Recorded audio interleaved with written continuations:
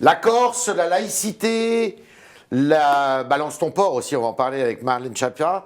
Mais c'est avec Aurore Berger, députée LREM des Yvelines, que nous sommes ce matin.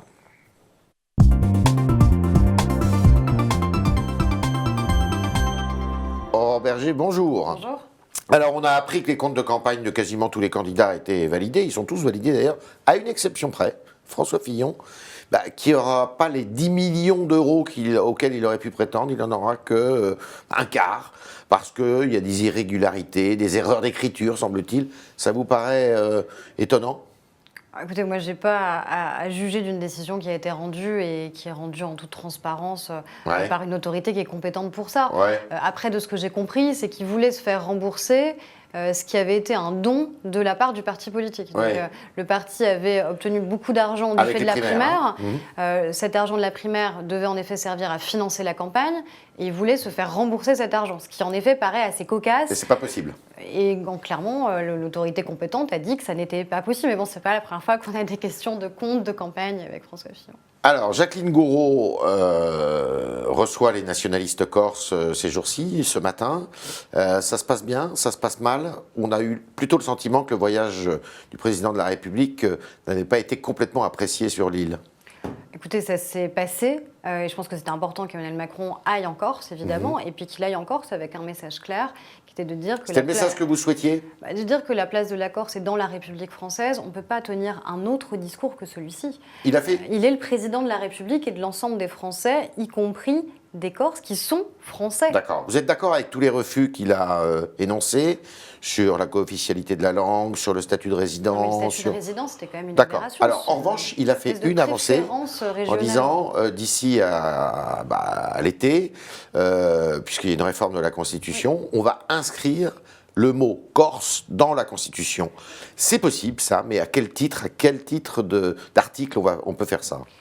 C'est possible, évidemment, de le faire. On l'a fait pour certains territoires et départements d'outre-mer, par exemple. Oui, mais ce n'est pas un territoire d'outre-mer, précisément. Non, mais on peut le faire. On sait qu'on peut le faire. Dire qu'on reconnaît la spécificité de la Corse, mais que la Corse, elle a sa place, et uniquement sa place dans la République française, c'est ça qu'on veut réaffirmer. Si cette modification constitutionnelle permet d'affirmer la spécificité tout en préservant, évidemment, le caractère, encore une fois, républicain, et ça, je pense que c'est le rôle du président de la République. C'est dans l'article 72, c'est dans l'article 73, dans l'article 74. L'article 72, c'est toutes les collectivités territoriales. L'article 73, c'est principalement les DOM. Oui. L'article 74, c'est principalement les TOM. C'est une où se situe la Corse? La Corse est On doit rester dans l'article 72 ? Pour moi, la logique, c'est ça, parce que la Corse est une collectivité locale, et en effet, vous le disiez vous-même, c'est ni un département, ni un territoire d'outre-mer. Oui. Après, il va y avoir une grande révision constitutionnelle. Le droit à la différenciation, c'est facile à convertir dans la réalité, ça ? Il y a de fait des dispositions qui sont différentes, qu'on connaît bien, du fait de l'insularité, et puis il y a des spécificités de la Corse qu'il faut prendre en compte. Par contre, il faut être ferme et exigeant dans la République française. On n'a pas de co-officialité de la langue dans la République française. On n'a pas une préférence régionale pour devenir propriétaire d'un terrain. Vous n'avez pas peur que le climat se tende avec les Corses, avec les nationalistes? Déjà, c'est on dit pas que dans avec les universités corses, c'est pas avec les Corses. Les Corses sont des Français. D'accord. Et après, il y a certains représentants politiques qui peuvent avoir des visions un peu jusqu'au boutiste. Je pense qu'il faut de l'apaisement, il faut du dialogue. C'est ce que fait Jacqueline Gouraud. Vous comprenez que M. Talamoni n'ait pas réagi ou réagi tardivement aux propos qui sont prêtés à Charles Pierry, qui est l'ancien. Il les a tenus. Il est d'ailleurs en garde à vue, là, à l'heure qu'il est, parce que sur Facebook, il aurait tenu des propos injurieux sur Mme Erignac. Gilles Simeoni, qui lui est autonomiste, a tout de suite réagi pour condamner. Jean-Guy Talamoni, ça n'a pas été tout aussi spontané, je dirais. Le principal, c'est qu'il ait réagi, qu'il ait condamné ses propos. Les propos, ça, je les ai lus, les propos sur Facebook. Clairement, il les a tenus, écrits même. Et il doit être condamné pour ça, Pierry? Écoutez, ça, c'est la justice de le dire, mais ils sont d'une rare violence et d'une rare indignité. En plus de c'est des propos qui sont quand même d'une rare violence, et en plus les tenir à ce moment très précis du déplacement du président de la République, en souvenir du préfet Erignac, à l'encontre de la femme de celui qui a été tué, assassiné, ça rajoute à l'indignité du propos. Alors, On parle beaucoup des violences faites aux femmes depuis l'affaire Manstein, il y en a beaucoup en France. La sénatrice socialiste Laurence Rossignol, lundi, s'est dit très choquée de voir le gouvernement s'arroger le pouvoir de dire que la victime ment dans les affaires Hulot et Darmanin. Que lui répondez-vous? En fait, elle faisait référence à une tribune parue dans le journal du dimanche de Madame Marlène Schiappa, qui est la secrétaire d'État à l'égalité hommes et femmes. Ce que je dis à Laurence Rossignol, c'est qu'elle-même, dans ses propos, elle enfreint la présomption d'innocence. Quand on parle de victime, ça veut dire qu'on considère que Gérald Darmanin et Nicolas Hulot seraient donc coupables, puisqu'il y a des victimes. Non, il y a des victimes présumées. Est-ce que ça n'aurait été pas plus simple de ne pas prendre la parole? Écoutez, déjà, on nous pose beaucoup la question sur ce sujet-là. Vous auriez écrit cette tribune, vous? Honnêtement, oui. Honnêtement, oui. Ah, mais oui. Vous auriez pu écrire la même tribune que Marlène Schiappa. Bah, peut-être avec d'autres mots, parce qu'on a chacune des styles différents. Mais oui, qu'est-ce qui est dit dans cette tribune et qu'est-ce que nous, on a tous dit, que ce soit au sein du gouvernement ou au sein de la majorité parlementaire? C'est que la présomption d'innocence ne doit pas être remplacée par une présomption de culpabilité. Donc quand les Républicains... La mémoire courte quand même, avant l'été, il y a quand même des ministres qui ont démissionné sans être mis en examen, ce qui était le cas notamment de François Bayrou, pour des histoires qui n'ont rien à voir d'ailleurs avec les violences sexuelles. François Bayrou a fait un choix, il a fait un choix qui était celui de quitter le gouvernement parce qu'il considérait qu'en tant que garde des Sceaux, il n'était pas en capacité de pouvoir avancer sur un projet de loi qui était fondamental, qui était celui justement de la confiance dans la vie politique française. Donc il a fait ce choix extrêmement responsable et vous avez vu qu'il est quand même resté et qu'il est à nos côtés dans la majorité, parce que la majorité présidentielle, c'est La République En Marche et le MoDem. Donc, on n'a pas deux poids, deux mesures. Par contre, si demain on dit qu'un homme qui fait juste l'objet d'une plainte doit démissionner... Vous êtes contre? Et c'est très gravissime. Et pas juste pour les membres du gouvernement, parce que là, ça veut dire qu'on peut déstabiliser le gouvernement, déstabiliser la démocratie. Il suffit qu'il y ait une plainte pour que vous démissionniez. Mais vous-même, imaginez, vous faites l'objet d'une plainte et on va vous dire vous ne pouvez plus interviewer, vous ne pouvez plus exercer votre profession, votre métier. On ne peut pas avoir ce discours-là dans la République. S'il y avait mise en examen, est-ce que ça changerait les choses? Mais oui, parce que le Premier ministre l'a dit. À partir du moment où vous êtes mis en examen, on considère, non pas que vous êtes coupable, mais on considère que vous avez pas les moyens pleins de vous défendre et d'exercer les responsabilités qui sont les vôtres. Donc c'est la règle qui a été édictée, qui est une règle d'ailleurs qui peut être contestée, parce qu'après tout, quand vous êtes mis en examen, vous bénéficiez toujours de la présomption d'innocence, jusqu'au moment où vous êtes reconnu coupable, si vous l'êtes. Mais malheureusement, on a un tel climat après qui se génère, médiatique notamment, que vous n'êtes pas en mesure d'exercer sereinement vos responsabilités. Monsieur Ferrand, lui, était parti aussi, hein. Vous savez qu'il est président de notre groupe. Donc je vous assure, ce n'est pas une punition d'être président de notre groupe. C'est une charge qui est importante. S'il n'avait pas eu cette histoire, on ne va pas rappeler parce que c'est compliqué en Bretagne, qui est une histoire d'argent aussi. Qui est une histoire qui a été classée. Qui a été classée. Certes. Non, mais c'est important de le dire. C'est important de le dire. Il a été obligé de démissionner. Écoutez, il est devenu président de notre groupe. Et je pense que c'est une mission qui est à la fois très compliquée et qui est très importante d'être président du principal groupe de la majorité. On est 312 parlementaires. Et je pense que c'est pas plus mal d'avoir quelqu'un comme Richard Ferrand, qui a la légitimité d'avoir accompagné Emmanuel Macron depuis le début et qui était aussi un ancien parlementaire pour accompagner le groupe dans son travail. Alors, vous avez rendu un rapport sur les relations entre professeurs et parents d'élèves qui a fait couler pas mal d'encre sur les réseaux sociaux parce que vous disiez, je caricature à peine, que beaucoup de professeurs, n'étant pas issus des quartiers des quartiers difficiles dans lesquels ils enseignaient, ils étaient un peu déconnectés par rapport à l'auditoire. Non, j'entends bien, mais c'est la traduction et l'interprétation que j'en fais. Votre réponse? La réponse, tout simplement, c'est que moi, j'ai voulu qu'on travaille dans les rapports entre les parents et l'école. L'école, c'est l'institution déjà. C'est pas juste les enseignants, c'est l'institution. Sur les parents qui sont empêchés. C'est-à-dire les parents qui sont dans des situations de grande pauvreté. Les parents qui ne se sentent pas légitimes pour accompagner leurs enfants. Or, si on veut que les enfants réussissent, on a besoin que les parents s'impliquent. L'un des principaux facteurs de réussite éducative des enfants, c'est l'implication des parents. Donc oui, la parentalité, c'est important. Et ce qu'on a juste dit dans le rapport, c'est dresser un constat. Un constat, c'est pas un jugement. Et ce constat, c'est de dire qu'en effet, les enseignants habitent de moins en moins là où ils enseignent. C'est pas grave, c'est pas une critique ou un reproche.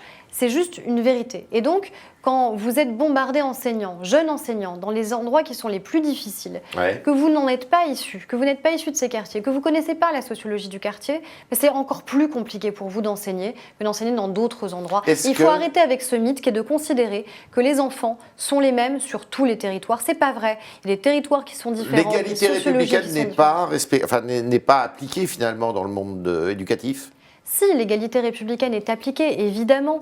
Par contre, on ne peut pas dire qu'on doit avoir la même politique éducative partout, tout simplement parce que vous n'avez pas face à vous les mêmes enfants. Encourager l'envoi d'enseignants expérimentés dans les quartiers difficiles. Oui. On a besoin d'enseignants expérimentés. Mais déjà, il y a une vraie question qui doit être ouverte sur la manière avec laquelle, à la fois, on recrute les enseignants et puis avec la manière avec laquelle ils sont attribués dans les différents territoires. C'est un système qui est extraordinairement compliqué pour les enseignants eux-mêmes, souvent considéré comme opaque par les syndicats d'enseignants sur le nombre de points à avoir pour ensuite pouvoir changer d'affectation, de département. Donc il faut, à mon avis, qu'il y ait beaucoup plus de transparence, beaucoup plus de fluidité pour les enseignants qui voudraient évoluer, de mobilité. Et on a besoin d'avoir des enseignants expérimentés dans les endroits qui sont les plus difficiles. Alors, il y a un sujet qui pointe là et qui ne va pas tarder à être d'actualité, c'est celui de la place de l'islam dans la République, même si les mots ne sont pas tout à fait ceux-là, c'est de savoir si la laïcité à la française doit être réaffirmée, renouvelée. Quelle est votre position? Est-ce qu'il faut... le président de la République a écrit, a accordé une petite interview ce week-end. Est-ce qu'il faut changer la loi de 1905 pour justement intégrer l'islam à notre laïcité? Je pense qu'il faut que l'islam s'intègre à notre laïcité. On a un principe de laïcité en France qui est pour moi essentiel. Est-ce qu'il faut changer la loi de 1905 pour ça? Si on doit éventuellement bouger des choses sur la question du financement, peut-être. Mais c'est le seul cadre dans lequel cette loi, pour moi, devrait bouger. C'est pas dangereux de revenir sur cette loi qui est une loi sensible? Il faut quand même qu'on affronte aussi des problèmes concrets qu'on a, notamment sur la question du financement des cultes. Qu'est-ce qu'on préfère?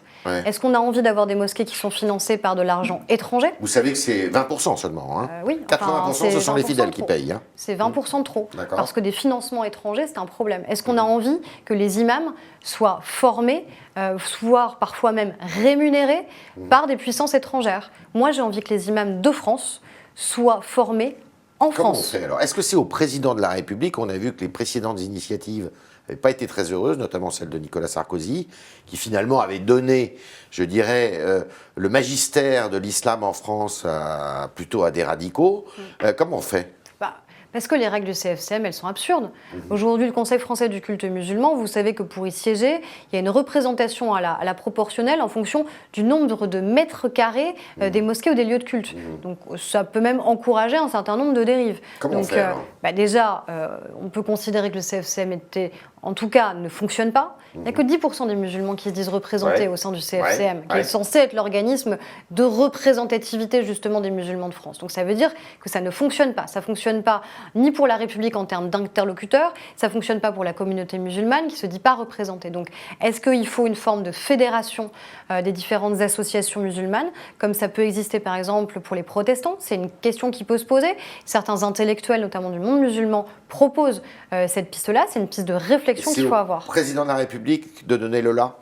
Oui, parce que c'est une question régalienne pour moi, la question de l'organisation des cultes, la question de la laïcité, et on a besoin d'avoir une parole présidentielle forte pour réaffirmer, comme il l'a fait pendant la campagne, que la laïcité, c'est la laïcité, point. Elle n'a pas besoin d'être adjectivée 1000 fois. Il y a ceux qui veulent à la fois hystériser un principe qui est pourtant un principe républicain essentiel. C'est le cas de Manuel Valls? Non, je pense pas. Je pense que la parole de Manuel Valls, elle est importante sur ces questions-là. Il a toujours été constant sur ce principe qui est un principe républicain. Et plus ferme que le président de la République, non? Non. Écoutez les propos du président, à l'époque candidat Emmanuel Macron, sur les questions de laïcité. Il a toujours dit que la laïcité, c'était un socle. Je reprends ces mots, il dit la laïcité, c'est un bouclier. Et c'est exactement ce que ça doit être. C'est-à-dire qu'on ne doit, encore une fois, pas l'adjectiver, on ne doit pas l'affaiblir, on ne doit pas non plus l'hystériser. On doit juste faire en sorte que la laïcité soit un principe extrêmement vivant et qu'on ne bouge pas. Dernière question, dans votre parti, ça se passe bien? On dit que, on entend Madame Bourguignon notamment qui dit il faut muscler la jambe gauche. Écoutez, moi je marche sur deux jambes. J'ai une jambe droite et une jambe gauche. Vous savez, le en même temps, c'est ça. C'est se dire qu'on est et de droite et de gauche et qu'on est là pour à la fois protéger les Français et libérer. Et on fait les deux. On fait les deux quand... Lionel Causse, ce matin, qui est aussi un député LREM des Landes cette fois, bon, sur la loi le projet de loi asile et immigration, il tordait le nez aussi. Hein. Écoutez, c'est un projet de loi que vous redoutez, ça? C'est pas un projet de loi que je redoute, c'est un projet de loi qui est essentiel, c'est un projet de Vous loi qui arriverez à sera vous mettre en équilibré.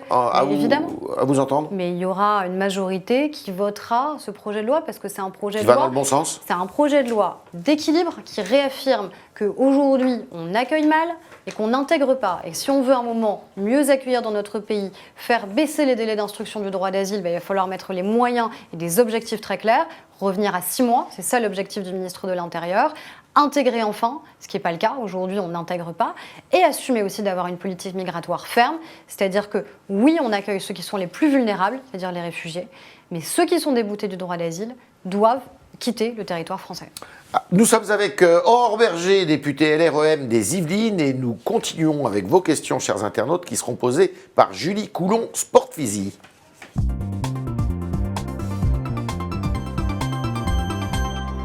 Bonjour Julie, Bonjour le temps de Yves. s'asseoir. Bonjour Aurore Berger. Bonjour. Alors on a pas mal de questions et pas mal de réactions sur le chat en ce moment. Et vous disiez, donc vous parliez il y a quelques instants de l'islam dans la République. Et donc Steph réagissait en vous demandant si vous étiez pour le fait que l'arabe soit enseigné comme langue dans les écoles, ou et si oui, pourquoi? Alors, est-ce que l'arabe doit être enseigné dans ça. les écoles primaires, en fait? Écoutez, le français est la langue de la République française. Après, qu'il y ait éventuellement, à partir du collège, d'autres langues vivantes. À partir du collège, hein. À partir du collège, vous commencez à apprendre d'autres langues vivantes que sont l'anglais, l'italien, l'allemand, et l'arabe, le russe, et au titre des langues vivantes, évidemment. D'accord. Pas de régime particulier? Non, pas de régime particulier. Alors on a Tariq qui nous dit, vous avez soutenu successivement Nicolas Sarkozy, Alain Juppé, Emmanuel Macron. Est-ce une sorte d'opportunisme? Donc que lui répondez-vous? Que je suis restée fidèle à des idées qui ont toujours été les miennes, qui sont des idées libérales.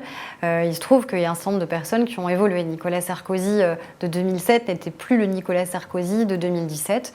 Quant à la proximité d'idées et de valeurs entre Alain Juppé et Emmanuel Macron, elle me semble extrêmement claire. Et la meilleure démonstration, c'est que le Premier ministre, Édouard Philippe, a évidemment travaillé et fait la campagne d'Alain Juppé. Pour les européennes, ça sera qui la tête de liste de votre parti? C'est pas encore défini. Vous allez faire un axe Mais central? l'idée, c'est qu'il y ait un vrai axe central. Je pense qu'il faut que ces élections européennes soient aussi l'occasion de réaffirmer, comme on l'a fait avec Emmanuel Macron pendant la campagne présidentielle, l'attachement qu'on a à l'idée européenne. Et j'ai un peu avec des modems, avec des constructifs, avec... Les modems sont dans la majorité présidentielle. Après, on verra qui sont les autres personnes qui pourront nous rejoindre sur la base de notre projet. Mais j'ai quand même dans l'idée qu'on sera les seuls à défendre ce projet européen. Autre question. D'ailleurs, en parlant de ça, La République En Marche va lancer une campagne de consultation sur tout le territoire pour esquisser le projet macroniste en vue des élections européennes. Donc comment ça va se passer et pourquoi cette démarche en particulier? Pourquoi cette démarche, oui? Parce que c'est dans l'ADN justement de La République En Marche de partir des Français et de les consulter. C'est comme ça que ça a commencé avec Emmanuel Macron, avec une grande marche où ils avaient rencontré plus de 100 000 personnes. Donc on va continuer à consulter les Français, à faire de la pédagogie. Via Internet, comment ça se passe? Via Internet, sur le territoire aussi, avec tous les comités locaux. On nous dit souvent que vous avez des adhérents fantômes. Non, moi les adhérents, je les rencontre au quotidien.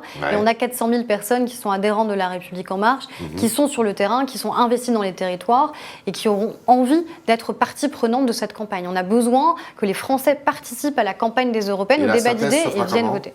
La synthèse se fera évidemment au sein du mouvement, avec les parlementaires. Sous la tutelle du président de la République? Sous la tutelle de Christophe Castaner, qui est le patron de La République En Marche. De la République En Marche. Donc, vous avez été nommé rapporteur de la mission d'information sur une nouvelle communication audiovisuelle. Et donc, en quoi ça consiste? Parce que c'est un peu flou comme intitulé. Alors, l'intitulé, c'est tout simplement de dire qu'on a aujourd'hui un audiovisuel public et privé qui est, lui, régulé, et une grande asymétrie de régulation par rapport à toutes les nouvelles plateformes. Plateformes de partage de vidéos, par exemple. Et donc, si on a envie, à un moment, d'avoir des acteurs de l'audiovisuel public et privé qui puissent être des grands acteurs européens et internationaux, si on a envie que la création continue à être financée, si on a envie que tous les contenus que l'on voit malheureusement trop souvent qui prolifèrent sur la haine sur Internet cessent, eh bien, on doit se poser la question de la régulation.